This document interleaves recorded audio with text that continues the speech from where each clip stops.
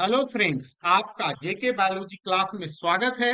और आज के बीसीयू में हम ये बात करने जा रहे हैं कि अगर आप सीएस नेट लाइफ साइंस 222 की एग्जामिनेशन दे रहे हैं तो मैं आपको प्रिडिक्ट कर सकता हूं कि आप पास कर रहे हैं या नहीं कर रहे हैं। और इसका बिल्कुल सिंपल आधार है, कोई नया थ्योरी हम लोग नहीं लगा रहे हैं। थ्योरी बिल्कुल सिंपल है कि क्या आपको वो इस इंपॉर्टेंट टॉपिक सीएसआईआर के तैयार है या नहीं है जो फ्रिक्वेंटली एग्जामिनेशन में पूछे जाते हैं। अगर तैयार है क्वालिफाई कर जाइएगा। या उन लोगों के लिए यह वीडियो काफी महत्वपूर्ण है जो सीएसआर नेट के एग्जाम में अपियर होने वाले हैं फ्यूचर में। तो दोनों इस वीडियो को देख सकते हैं और समझ सकते हैं। तो पहला जो चीज है, पॉपुलेशन इकोलॉजी। क्या आपको पॉपुलेशन इकोलॉजी की तैयारी है? अगर है तो अच्छी बात है, नहीं तो अपने आप को पॉपुलेशन इकोलॉजी के डिफरेंट पहलू को तैयार कर लीजिए। जैसे पॉपुलेशन ग्रोथ कर्व है ना, पॉपुलेशन डेंसिटी और dispersion, market capture method, survival, population regulation, R selection, K selection, है ना, और character of species prone to extension. ये कुछ कुछ महत्वपूर्ण जो टॉपिक है वो पूछे जाते हैं। अगर आपको आता है तो अच्छी बात है, नहीं तो आपको पॉपुलेशन इकोलॉजी तैयारी करना पड़ेगा। ठीक उसी तरीके से डाइवर्सिटी, डाइवर्सिटी अगर आपको तैयारी है तो ठीक है। डाइवर्सिटी में क्या पूछा जा सकता है? डिफरेंट तरह के स्केल ऑफ डाइवर्सिटी, कंपैरिजन करके दो इकोसिस्टम का डाइवर्सिटी पूछा जा रहा है, बहुत फ्रीक्वेंटली पूछा जा रहा है। मात्र ही दोनों पॉइंट से समझिए कि आपको 10 नंबर का सवाल आ गया। अगर आप है तो अच्छी बात है, नहीं तो अपने आप को तैयार करिए। स्पीसीज इंटरेक्शन, पॉलिनेशन, यह भी स्पीसीज इंटरेक्शन और पॉलिनेशन एक इंपॉर्टेंट पॉइंट है। जूलॉजिकल टाइम स्केल, पास्ट में ये से काफी सवाल पूछे गए हैं, इधर कुछ समय से नहीं पूछा जा रहा, लेकिन फिर भी अपने आप को तैयार रखिए कि जूलॉजिकल टाइम स्केल आपको ध्यान रखना है कि किस किस समय में क्या क्या चीजों का उदय हुआ है। मतलब उस समय बना है, जैसे एम्फीबियंस कब बना, रेप्टाइल्स कब बना, मैमल डाइवर्सिटी कब हुआ, ठीक है, फिश का ओरिजिन कब हुआ। ये छोटी छोटी बातें आपको याद रखना है। हाइडेनबर्ग प्रिंसिपल, कोई भी एग्जामिनेशन हो और खास करके सीएसआईआर, आप देख लीजिए पास का ट्रैक उठा के 4 नंबर के सवाल पूछे जाते हैं। ठीक है, अगर आपको आता है तो अच्छी बात है, नहीं तो आप उसको तैयारी करिए। ऐसा नहीं कि दो चार सवाल बना लिए तो आपको चीजें समझ में आएगी, पूरा डिटेल से समझना पड़ेगा। उस माइनर डिटेल को भी समझना पड़ेगा कि कहाँ से कैसे पूछा जा सकता है, कितने तरह के सवाल संभव है, बन सकते हैं। अगला जो चीज है, agrobacterium to mission mediate transformation, agrobacterium का इस्तेमाल करके कैसे ट्रांसफॉर्मेशन किया जाता है, काफी महत्वपूर्ण पॉइंट है, आपको जानना चाहिए, हर साल पूछे जाते हैं। ठीक है। Transgenic animal knockout, transgenic plant and copy number, ये पॉइंट को आप समझ लीजिए कि ट्रांजिनिक एनिमल कैसे बनाते हैं, कैसे होमोजाइगस तैयार करेंगे, कैसे नॉकआउट करते हैं, नॉकआउट का क्या कैसेट होता है, थायमिडीन काइनेज का क्या रोल है, कैसे पॉजिटिव सिलेक्शन होता है, कैसे नेगेटिव सिलेक्शन होता है, ट्रांजिनिक प्लांट हम लोग कैसे बनाते हैं, अगर कोई भी ट्रांजिनिक प्लांट बनाया या एनिमल बनाया तो उसमें कितना कॉपी नंबर इंसर्शन हुआ, कैसे चेक करते हैं नॉर्थन ब्लॉट से, आजकल खूब पूछे जा रहे हैं। तो ध्यान रखिएगा इसको, एकदम इंपॉर्टेंट टॉपिक है, 4 नंबर का सवाल तो आएगा ही आएगा। मॉलिक्यूलर मार्कर की बात करते हैं, district random amplification polymorphic DNA, ये डी है, जी मिस्टेक है। इसी तरीके से आरएफएलपी, ये डिफरेंट तरह के मॉलिक्यूलर मार्कर है। मॉलिक्यूलर मार्कर क्या होते हैं, उनकी क्या विशेषता होनी चाहिए, कौन कौन से जो डिफरेंस है जो कॉमन है, जैसे कोडोमिनेंट मार्कर है, कौन कौन कोडोमिनेंट मार्कर है, होमोजाइगस हेटेरोजाइगस को किस मार्कर से डिफरेंशिएट कर सकते हैं, अलग अलग कर सकते हैं। हिस्टोकेमिस्ट्री, ठीक है, हिस्टोकेमिस्ट्री में आपको याद रखना है अच्छी तरीके से कि कैसे कैसे पॉलीक्लोनल मॉलिक्यूलर में क्या डिफरेंस है, क्या हेड सिलेक्शन होता है, कैसे चीप ऐसे करते हैं, मोलिक्लोनल एंटीबॉडी का कैसे चीप कैसे करते हैं, कैसे क्रोमेटीन आईपी करते हैं, क्रोमेटीन आईपी का रोल क्या है। ये बहुत बेसिक बातें हैं, आपको याद रखना चाहिए। ठीक है। ठीक उसी तरीके से अब देखिए माइक्रोस्कोपी, क्या माइक्रोस्कोपी का रिजोल्यूशन होता है, डिफरेंट तरह के माइक्रोस्कोपी में क्या डिफरेंस है, कब किसका इस्तेमाल करें। और खास करके इलेक्ट्रॉन माइक्रोस्कोप का नाम आपको जानना चाहिए, फ्लोरोसेंस माइक्रोस्कोप का नाम जानना चाहिए, क्या काम करता है फ्लोरोसेंस माइक्रोस्कोप। नॉर्मल जो लाइट माइक्रोस्कोपी के उसके क्या क्या कंपोनेंट का मतलब किस तरह का क्या फंक्शन है, किससे लाइव सेल देख सकते हैं, किससे डेड सेल देख सकते हैं, ये बातें आपको ध्यान रखना चाहिए। खासकर फ्लोरोसेंस की अगर हम बात करें तो आपको मालूम होना चाहिए कि किस तरह के फ्लोरोसेंस मॉलिक्यूल का हम लोग सिलेक्शन करेंगे जब पोलराइजेशन देख रहे हैं तो, है ना, कैसे फ्रेट करते हैं, ये बातें आपको ध्यान रखनी चाहिए। अब जैसे मॉलिक्यूलर टेक्निक, ये अगर इतना ही 10 टॉपिक अगर आपको तैयारी है तो मान के चलिए 30 नंबर आपका आ गया, कोई रोक नहीं सकता है। हाँ, लेकिन ऐसा नहीं कि भैया उसको जब तक अंदर डिटेल नहीं समझिएगा काम नहीं होगा। अब देखिए मॉलिक्यूलर टेक्निक से एक दो सवाल निश्चित रहता है। मैंने कुछ टेक्निक का नाम भी यहाँ लिखा, पीसीआर है, वेस्टर्न ब्लॉट है, इलाइसा है, डिफरेंट तरह का क्या इलाइसा है, किसको सैंडविच इलाइसा कहते हैं, किसमें स्पेसिसिटी बढ़ती है, इसका क्या मोड ऑफ एक्शन है, कैसे कंपटिटिव इलाइसा होता है, कैसे कंपटिटिव इलाइसा से अंतर डिफरेंशिएट कर सकते हैं, किससे, नॉर्मल इलाइसा से। ठीक है, इलाइसा और वेस्टर्न ब्लॉट में क्या अंतर है, ये बहुत बेसिक बातें हैं जो आपको याद रखनी चाहिए। जैसे अब अगला सवाल देखते हैं, यहां से आपको जरूर पूछा जाएगा एंजाइम कैटालिसिस, हर साल पूछा जाता है। एंजाइम का काम क्या है, कोई भी एग्जामिनेशन हो, क्या मोड ऑफ एक्शन है, कैसे एंजाइम इनिबिशन काम करता है, कैसे मोड ऑफ एथर डिफरेंट तरह के एंजाइम इनिबिशन है, क्या केम होते हैं, क्या कैटालिसिस होते हैं, रामाचंद्रन प्लॉट क्या है, प्रोटीन स्ट्रक्चर और फंक्शन क्या है, रामाचंद्रन प्लॉट क्या है, प्रोटीन स्ट्रक्चर और फंक्शन क्या है, आपको बताना पड़ेगा। क्या पीएच और पीआई में क्या डिफरेंस है, क्या पीएच और पीआई में क्या डिफरेंस है, आपको बताना पड़ेगा। क्या बताना पड़ेगा, क्या प्लाज्मा मेम्ब्रेन है, प्लाज्मा मेम्ब्रेन में क्या फ्लूइडिटी और कंपोजिशन होता है, बहुत इंपॉर्टेंट पॉइंट है प्लाज्मा मेम्ब्रेन का।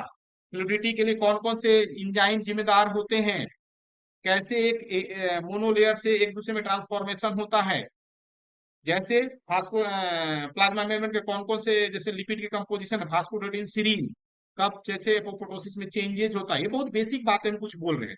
इसके साथ और बहुत सी बातें हैं जो संभव नहीं है कि हम यहाँ पर बोल पाए आपके लिए। सेल जंक्शन टाइप आपको याद रखना है कि कौन कौन से सेल जंक्शन टाइप है, कैसे एक दूसरे सेल से कनेक्शन करते हैं, गैप जंक्शन, प्लाज्मोडेस्माटा, बहुत बेसिक बातें जो आपको आनी ही चाहिए।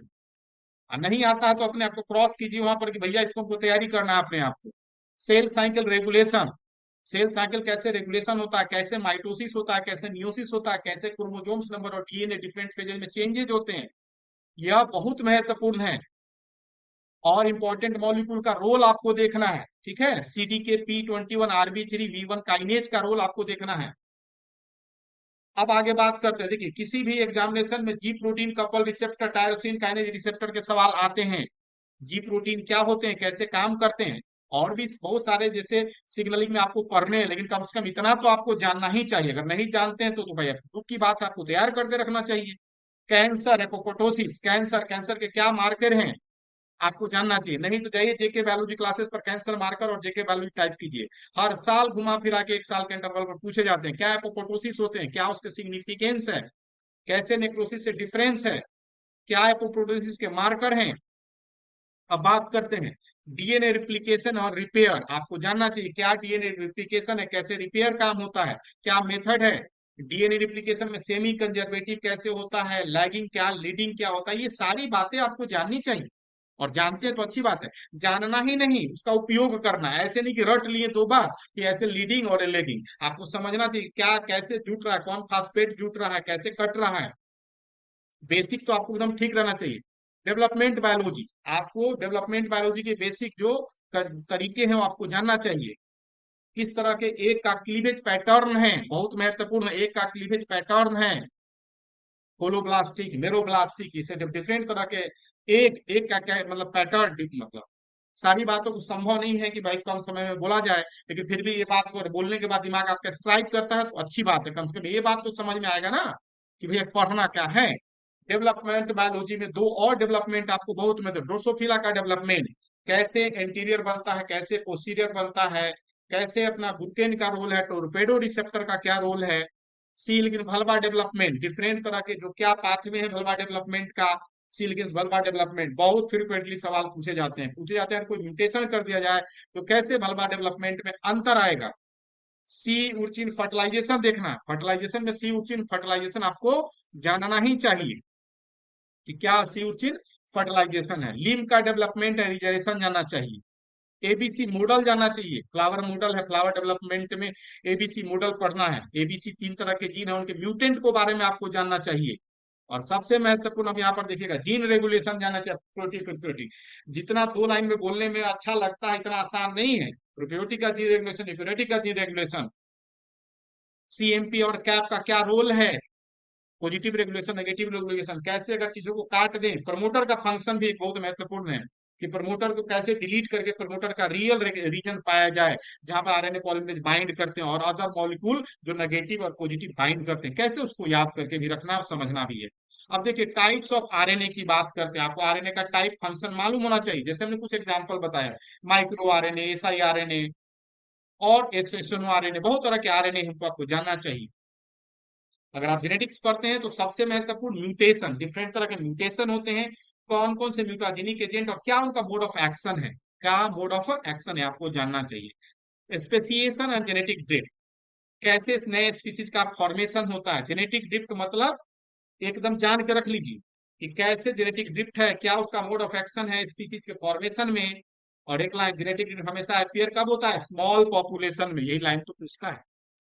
अब देखिए फाइलोजेनिक, कैसे फाइलोजेनिक ट्री बनाते हैं, क्या उसके बेसिक आधार हैं। इकोलॉजिकल सक्सेशन क्या होता है, ecological succession, different type ecological succession को कंपैरिजन करिए, देखिए, ठीक है।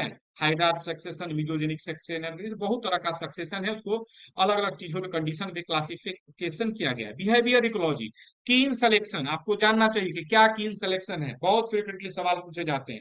लोटका वोटका मोल्डेरा, लोटका वोल्टेरा मॉडल जानना चाहिए कि कब किस तरीके के स्पीसीज का कंपटीशन होगा, मैथमेटिकल मॉडल है, कैसे उसको करके ड्रा करते हैं। और उससे भी महत्वपूर्ण, हर साल सवाल पूछे जाने वाला, restriction digestion pattern of DNA and protein, आपको जानना चाहिए कि अगर डीएनए से किसी रिस्ट्रिक्शन एंजाइम से काटते हैं तो कैसा पैटर्न दिखेगा। और प्रोटीन, प्रोटीन को भी आप अलग अलग एंजाइम से काट के देखते हैं। एकदम एकदम फ्रिक्वेंटली दोनों सवाल पूछे जा रहे हैं, दोनों सवाल पूछे जा रहे हैं, हर साल पूछे जा रहे हैं। तो आपको याद करना है ट्रिप्सिन, काइमोट्रैप्सिन। माइक्रोबियल जेनेटिक्स, जेनेटिक्स का एक बहुत महत्वपूर्ण पार्ट है। माइक्रोबियल बैक्टीरियल जेनेटिक्स की बात करता है, जीन मैपिंग की बात करता है। मिनट में मापा जाता है कि दूरी, जो पहले जाता है वो पहले आएगा, जीन का ऑर्डर डिटरमाइन करना होता है। एचएफआर के बारे में जानना चाहिए, इपिजोम्स क्या होता है, ये सारी बातें आपको जानना चाहिए। अब अगला सवाल, बहुत इसमें दिमाग लगाने वाली बात नहीं है। इवोल्यूशन थ्योरी को जो डिफरेंट साइंटिस्ट ने दिया वो आपको ध्यान करना है, लिख लीजिए, याद कर लीजिए। मैं अपने बच्चों के साथ डिस्कस भी करता हूँ। न्यूट्रल थ्योरी, मोटो क्यूमुरा, बहुत महत्वपूर्ण है, पूछा जाता है, इससे संबंधित सवाल भी पूछे जाते हैं। जेनेटिक क्रॉस, कैसे जेनेटिक क्रॉस करेंगे, देखिए monohybrid cross, dihybrid cross, ये आपको जानना चाहिए। डाई हाइब्रिड क्रॉस करेंगे, कैसे चेंजेस करेंगे, है ना, कितना कॉपी नंबर है, 1 2 या कितने अलग अलग क्रोमोजोम्स पर है, क्या है अलग अलग कंडीशन में, है ना, उसको आप जेनेटिक क्रॉस को आपको जानना चाहिए। पेडिग्री, क्रोमोजोमल एब्रिविएशन, जैसे पैरासेंटिक पेरिसेंटिक, अगर मतलब क्रोमोजोम्स में प्रॉब्लम है तो कैसे अलाइनमेंट होगा और किस तरह का रिजल्ट आउटकम होगा। कार्बोहाइड्रेट मेटाबॉलिज्म जानना चाहिए आपको। सेल ऑर्गेनल प्रोटीन सॉर्टिंग, कैसे कोई प्रोटीन बनता है तो डिफरेंट जगह पर जाते हैं सिग्नल सॉर्टिंग के थ्रू, और उसके क्या सिग्नल सीक्वेंस होते हैं, मैनोज 6 फास्फेट, खास करके लाइसोजोम के लिए। Eukaryotic transcription and post transcription modification बहुत महत्वपूर्ण है, कैसे यूकैरियोटिक ट्रांसक्रिप्शन होते हैं, कौन कौन से इनहिबिटर है ट्रांसक्रिप्शन के, और कौन कौन से पोस्ट ट्रांसलेशनल मॉडिफिकेशन होते हैं, और कौन पहले कब होता है। अगर ये सारी बातों की आपकी जानकारी है, अगर इसमें आप 30 पॉइंट भी अगर आपको जानते हैं तो आपकी संभावना है कि आप पास हो सकते हैं। अगर आप 40 पॉइंट को अच्छे तरीके से जानते हैं तो मैं 100% लिख के गारंटी दे देता हूँ कि भैया 99% चांस है कि इस बार क्वालिफाई आप कर रहे हैं। और नहीं कर रहे हैं तो आप इसको क्या करिए, तैयारी करिए, ठीक है। अगर आपको वीडियो अच्छा लगे तो जरूर कमेंट बॉक्स में लिखिए, और हम इसकी इसी तरह का वीडियो आपके लिए लाते रहेंगे। Thanks for watching the video.